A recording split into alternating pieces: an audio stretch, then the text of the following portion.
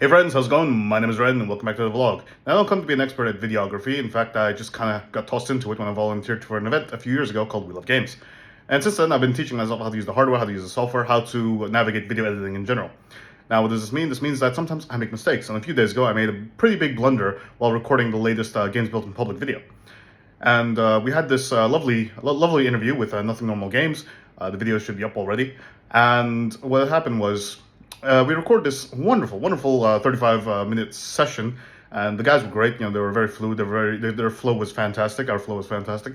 But what happened was I had two audio sources set up. And, typically this is something I would check, but unfortunately, for some reason, I did not check this.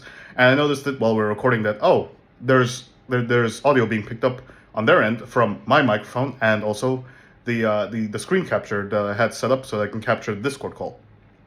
So when I went back and looked at the recording that we did, I noticed that there was a distinct reverb and echo over their audio. So every time they talked, it was a second audio capture of their voice being played over that. So, I spent about 5 hours after that editing the video, trying to eliminate the reverb, eliminate the echo, and I used several different audio editing tools and video editing tools while I was doing this. And I managed to clear up a lot of the echo, quite a lot. But at the end, it wasn't up to my standard.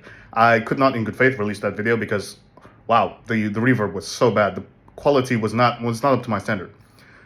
But the team at Nothing Normal Games was very, very understanding, very kind enough to re-record the entire interview session again the next day, and we did. We knocked it out of the park. It was great. Also, I still had maintained the same flow. We even tightened up a bit. We made some improvements, and yeah, I guess the biggest takeaway of this is that, like, while I was navigating, trying to, struggling to remove this echo and reverb, I learned how to use several different audio tools and several different video editing tools at the same time, which, it's a learning experience. You make mistakes, you learn from them. And so this was a learning experience.